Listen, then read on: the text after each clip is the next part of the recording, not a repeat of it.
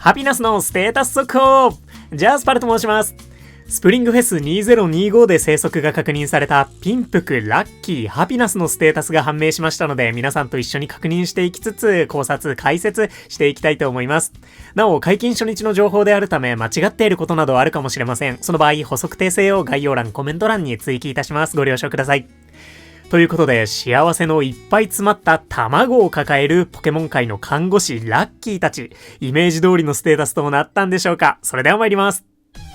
ということで、ハピナスのステータス、こちらとなったようです。ノーマルタイプの食材が得意なポケモンで特選エッグを集めてくれるみたいです。ここはイメージ通りでしたね。そしてメインスキルがよもや元気オール S です。エールではないです。オールです。まさか元気オール S がスキル得意以外に配られる日がこんなに早く来ようとはまるで予想できませんでした。ゲーム本編ではピンクの悪魔と恐れられるラッキー、ハピナスたちなんですが、ポケモンスリープでは天使すぎるバケモン食材ヒーラーとなったのかなと思います。いやね、本当にちょっとね、カタログスペックバケモンそうじゃないですか。後ほどね、詳しくお伝えするんですが、ラッキーたちは進化が結構大変なポケモンなんですよね。それでも2進化させたくなってしまう、本当にとんでもないポケモンが出てきたなと思いました。それではね、改めてステータス確認していきたいと思います。ハピナスたちはノーマルタイプの食材が得意なポケモンでした。あくまで食材がメインですね。基礎手伝いスピードは51分40秒、3100秒で、食材のポケモンとしてはゴローニャと同じスピードとなっております。スキルがかなり強力なので、ここは抑えられたっていう印象ですね。なお、進化前となるラッキーの基礎手伝いスピードは55分、3300秒となっておりまして、お休みリボン500時間で 5% 短縮されると3135秒、ほぼハピナスと同じスピードになって、お休みリボン2000時間で合計 12% 短縮されると2904秒となるので、ハピナスより速くなります。まあね、最大所持数などにも関わるので、一概にラッキーの方が強くなるというわけではないんですが、本家ゲームでも進化せずに進化の軌跡を持って受けループでバチバチに戦っているラッキーなので、ここは原作愛も感じる仕様となったのかなと思いますね。そして集める食材が第1食材特選エッグ、第2食材ほっこりポテト、第3食材甘い蜜となったようです。ほっこりポテトもまん丸石的な感じでつい集めちゃうのかななんて思いましたね。一応ね、リンゴも丸っころな食材なんですが、デリバードが集められるので外されたのかななんて邪推もしてしまいます。第2食材ほっこりポテトは4つになりますので、卵に比べると若干パワー不足だったりもしますね。ポテトに比べて卵の食材ポケモンが少ないこともあり、第2食材は卵の方が当たりという感じになるでしょうか。厳選頑張りたいところですね。そして大注目のメインスキルは元気オール S です。伝説系のスキル以外では最強のスキルとなっております。確かね、スキルバリューでしたっけね。内部的なスキルの強さの指標みたいなやつがあるみたいなんですけど、それがエナジーチャージ S とかの 2.2 倍くらいとかあったと思うんですよね。そういったゲームシステム的にも最強格のスキルだと認識されている言わずと知れた強スキル元気オール S です。さすがに発動率はそこまで高くないというか、むしろ低い部類とはなるみたいなんですが、ヒーラーもね、下振れしてしまう時もあるでしょうし、それをサポートしながら、上振れたら上振れたで、早めにヒーラーを相対させてあげられるようにもなったりするので、食材でがっつりエナジーを稼ぎながら、このサポートが行えるというだけで、底知れないパワーを感じます。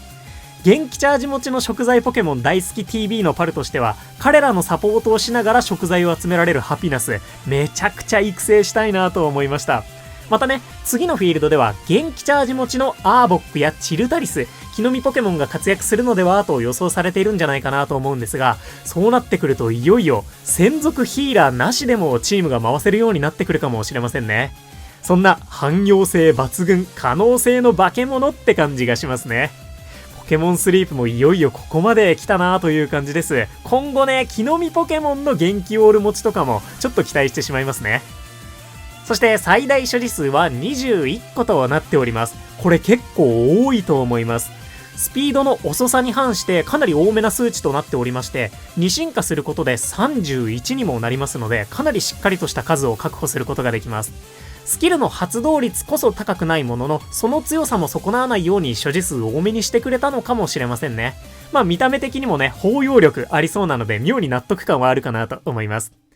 なお、ゲットするためのフレンドポイントは20なんだそうです。それこそね、ゴローニャやパーモットみたいにフレンドポイント22になるのかななんて思ってたんですが、20となるみたいです。ちなみにラッキーは元無進化ポケモンの貫禄を見せつけてかフレンドポイント16だそうです。ただしピンプクはしっかりとベイビーポケモンでありましたのでフレンドポイント5でした。厳選しやすくてよかったです。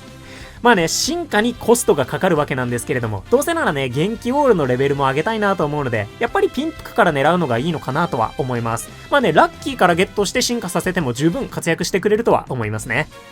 そんなコストのかかる進化条件なんですが、ピンプクからラッキーへの進化は、まん丸石と飴80個、そして6時から17時59分までの昼間の時間帯にのみ進化することができます。なんとラッキーへの進化の時点で飴80個必要なんだそうです。さらにスリープポイント1400ポイントで交換しなくてはならないまん丸石が必要なんですけれども、まあそれを許容してもらうための元気オールみたいなところもあるんじゃないかななんてちょっと思いますね。実際許せるなぁと思っちゃいますメインスキルの種よりは安いのでありかななんてパル的には思いますね。で、これはアイテム進化となりますのでレベル不問でピンプクからラッキーに進化できます。そしてラッキーからハピナスへの進化は睡眠時間150時間が必要となります。飴は変わらず80個です。こちらもね、それを乗り越えてでも進化させたくなってしまいますね。こちらも睡眠時間進化になりますのでレベルは不問となります。そんなハピナスたちなんですが、レノンクスポケスリ攻略ツールさん上では食材確率とスキル確率すでに割り出されたようでして、ハピナスの食材確率 23.80%、スキル発動率 2.30% となっているようです。なおラッキーも大体一緒です。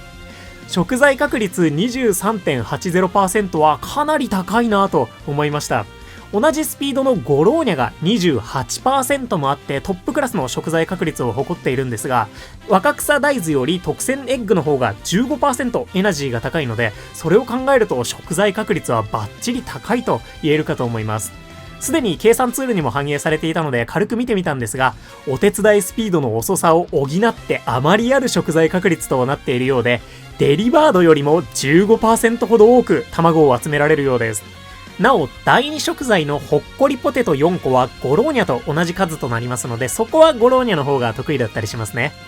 で、元気オール S の発動率なんですが、レベル60ヒーラー込みで1日 1.5 回ほどの期待値となるようです。スキルの補正がない場合、1日2回発動してくれたらそれでもうラッキーって感じになりそうですね。やはり基本的には食材がメインで、おまけとしてはゴージャスすぎる元気オール S がついているって感じのポケモンなんじゃないかなと思います。そんな卵最強まさかの元気オール S ハピナスでした。いや、元気オール S マジでびっくりしましたね。めちゃくちゃ強そうなんですが、皆さん的にはどう感じましたでしょうか。激強ヒーラーがすでにいるみたいな方はスキル的な魅力はあんまりなかったりしますでしょうかね。それを置いておいてもあまりあるほど卵のポケモンとして優秀なので、ぜひね、皆さんの評価、意見、感想、コメントお待ちしております。そういえばお伝えしてなかったんですが、睡眠タイプがラッキー、ハピナスはノーマルタイプのスヤスヤに属しているんですが、ピンプクはベイビーポケモンのためぐっすりタイプとなります。このスプリングフェス2025では闇鍋の使用があるためいつでも出てきてくれる可能性あるんですが、ピンプク厳選をする場合はぐっすり狙い覚えておいてください。シアンぐっすり、うの花ぐっすりがまたバチッと強化された感じがありますね。早速の厳選チャンスとなるスプリングフェス、皆さんにいい出会いがあることを願っております。